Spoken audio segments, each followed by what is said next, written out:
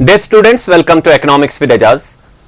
Micro economics में हमने elasticity के जो डिफरेंट कॉन्सेप्ट्स है उनको हमने स्टडी किया। Price elasticity of demand, cross price elasticity of demand, फिर है इनकम इलास्टिसिटी ऑफ डिमांड।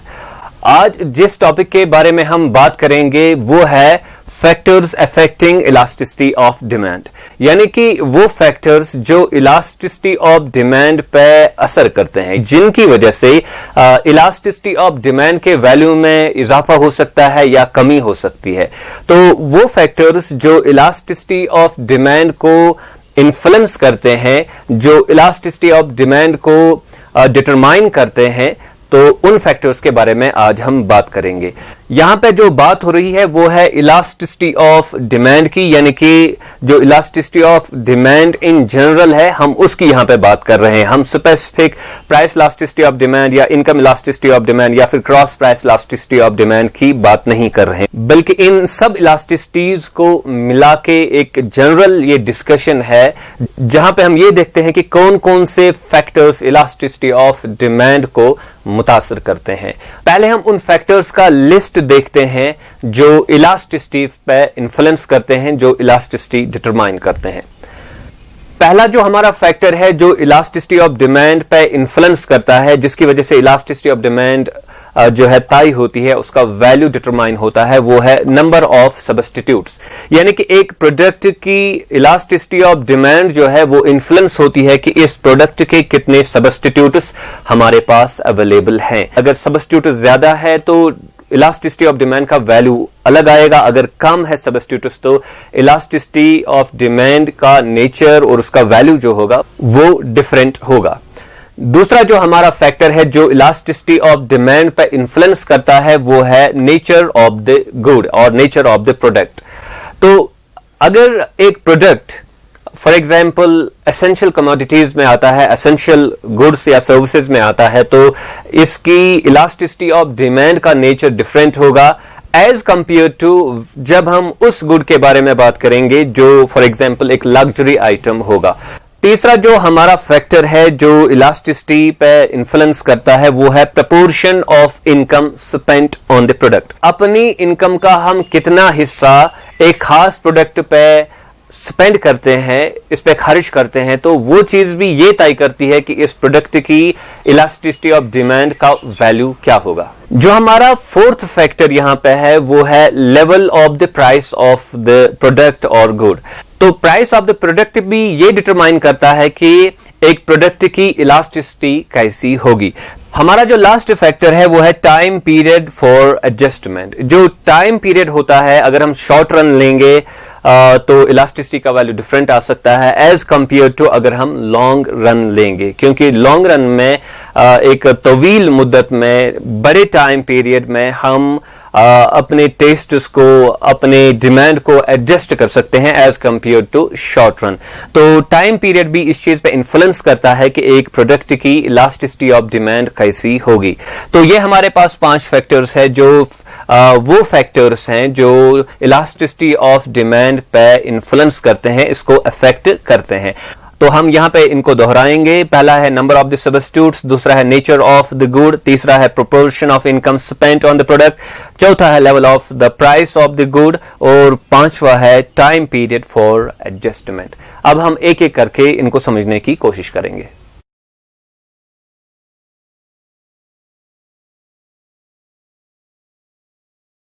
पहला जो हमारा फैक्टर है वो है नंबर ऑफ सब्स्टिट्यूट्स, यानी कि एक प्रोडक्ट जो है इसके कितने सब्स्टिट्यूट्स अवेलेबल है मार्केट में, वो चीज इस प्रोडक्ट की इलास्टिसिटी ऑफ डिमांड पे इंपैक्ट करेगा, इन्फ्लुएंस करेगा।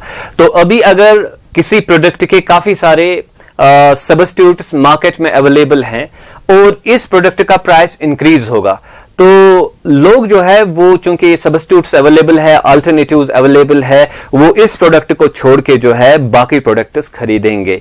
तो इसका मतलब ये है कि इस प्रोडक्ट की जो डिमांड है, प्राइस इंक्रीज हो जाएगा तो इस प्रोडक्ट की डिमांड काफी मुतासिर हो सकती है, यानी कि इलास्टिसिटी का वैल्यू जो है वो ज्यादा होगा जब हमारे पास ज्यादा सब्स्टिट्यूट्स होंगे।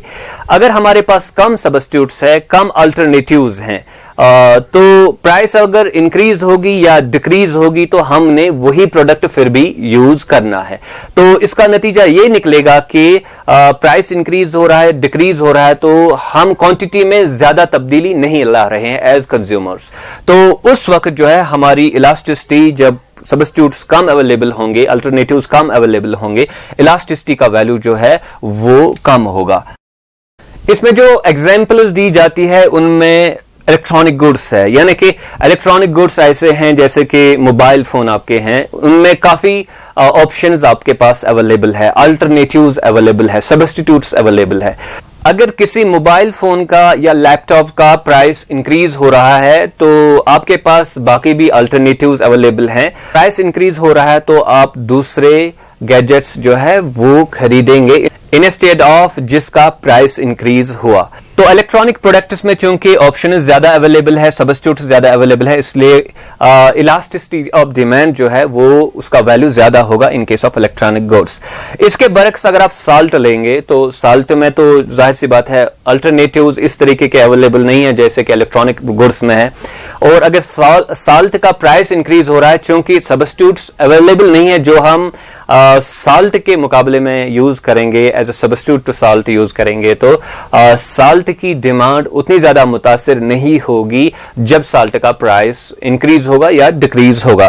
तो इसलिए क्या होगा कि साल्ट की इलास्टिसिटी ऑफ डिमांड जो है उसका वैल्यू कम होगा as compare to electronic goods जहां पे सब्स्टिट्यूट्स हमारे पास अवेलेबल हैं। तो इससे हमें यह पता चलता है कि नंबर ऑफ सब्स्टिट्यूट्स जो है ये वो फैक्टर है जो इलास्टिसिटी ऑफ डिमांड पे इन्फ्लुएंस करता है, इस पे इंपैक्ट डालता है।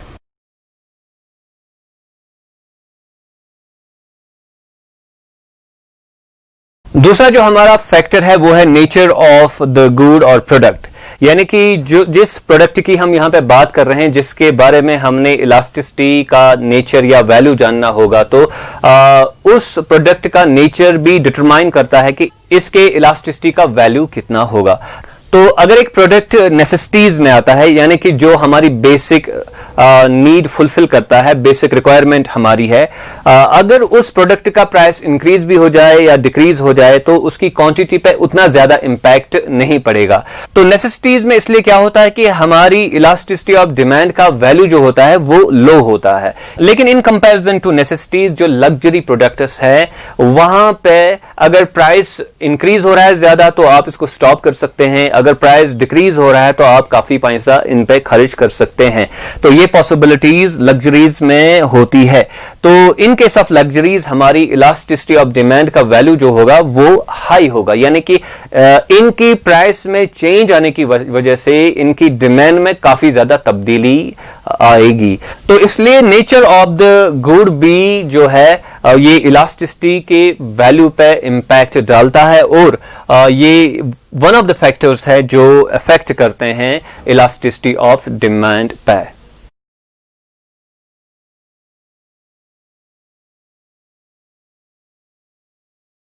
हमारा जो तीसरा फैक्टर है जो इलास्टिसिटी ऑफ डिमांड पे इंपैक्ट करेगा वो है प्रोपोर्शन ऑफ इनकम स्पेंट।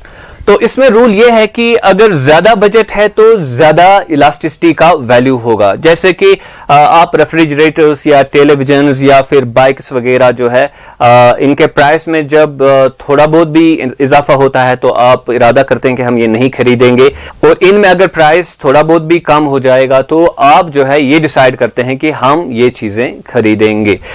इसकी वजह यह है कि ये आपके बजट का एक बहुत बड़ा हिस्सा जो है इन्वॉल्व करती है। तो वो प्रोडक्ट जो आपके बजट का बड़ा हिस्सा इन्वॉल्व करेंगी, जहां पे आपको बड़ा एक्सपेंडिचर करना होगा, तो वहां पे इलास्टिसिटी का वैल्यू भी ज्यादा होता है। तो इन कंपैरिजन टू दिस अगर बजट कम होगा जो हमने स्पेंड करना है एक प्रोडक्ट पे, तो उसकी प्राइस में अगर इंक्रीज होगा डिक्रीज होगा तो आप ये ज्यादा सीरियसली नहीं लेंगे। आप जो क्वांटिटी खरीदते हैं आप वो खरीदना कंटिन्यू करेंगे। जैसे कि साल्ट की हम मिसाल ले सकते हैं या वेजिटेबल्स की मिसाल ले सकते हैं, शुगर की मिसाल ले सकते हैं। तो ये वो प्रोडक्ट्स है जहां पे आप अपने इनकम का एक छोटा सा हिस्सा खर्च करते हैं और इनमें अगर प्राइस इंक्रीज या डिक्रीज हो जाएगा तो आप ज्यादा परवाह नहीं करेंगे कि इनमें जो प्राइस चेंज हो गई, आप उसके बावजूद, प्राइस चेंज होने के बावजूद इन प्रोडक्ट्स का यूज करेंगे क्योंकि आपकी ओवरऑल इनकम का एक छोटा सा हिस्सा इनकी वजह से इन्वॉल्व होता है। तो अभी अगर वेजिटेबल्स की प्राइस में डबल भी हो जाएगा, इजाफा हो जाएगा, ये ट्वाइस बन जाएगा, तो फिर भी आप वो वेजिटेबल्स खरीदेंगे या साल्ट खरीदेंगे या शुगर खरीदेंगे क्योंकि आपके बजट जो है इससे बड़े अंदाज से मुतासर नहीं होगा। तो इन कंपैरिजन टू दीज जैसे गाड़ियां हैं, रेफ्रिजरेटर है, बाइक्स वगैरह है, अगर उनके प्राइस में इजाफा हो जाएगा, अगर वहां ट्वाइस प्राइस हो जाएगा तो उनका केस वेजिटेबल, शुगर या साल्ट की तरह नहीं होगा। हम वो चीजें उस वक्त शायद नहीं खरीदेंगे क्योंकि वो हमारे बजट का एक बहुत बड़ा हिस्सा जो है इन्वॉल्व करेंगे। तो ज्यादा बजट, ज्यादा इलास्टिसिटी, कम बजट, उधर इलास्टिसिटी का वैल्यू जो है वो कम होगा। इसलिए क्या है कि जो हमारा प्रोपोर्शन ऑफ इनकम स्पेंट का फैक्टर है ये भी इन्फ्लुएंस करता है इलास्टिसिटी ऑफ डिमांड पे।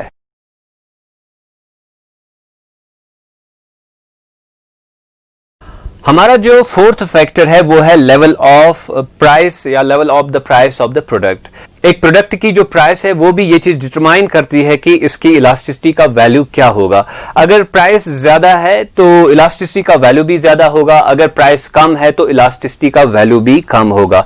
तो अभी जो हमने एग्जांपल ली, जो बाइक्स की या फिर गाड़ियों की या फिर रेफ्रिजरेटर वगैरह की एग्जांपल ली, वहां पे प्राइस जो है वो ज्यादा होता है तो इसलिए इलास्टिसिटी भी ज्यादा है।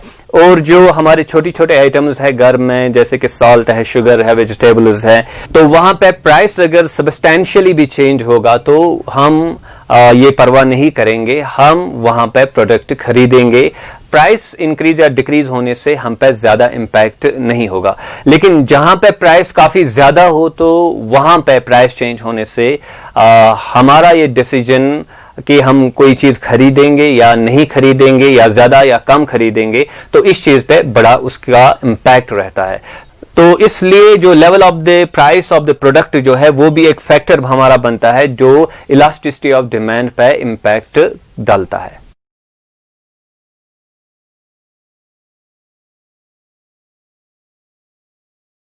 हमारा जो लास्ट फैक्टर है जो इलास्टिसिटी ऑफ डिमांड को इंपैक्ट करता है, उस पर इन्फ्लुएंस करता है, वो है टाइम पीरियड।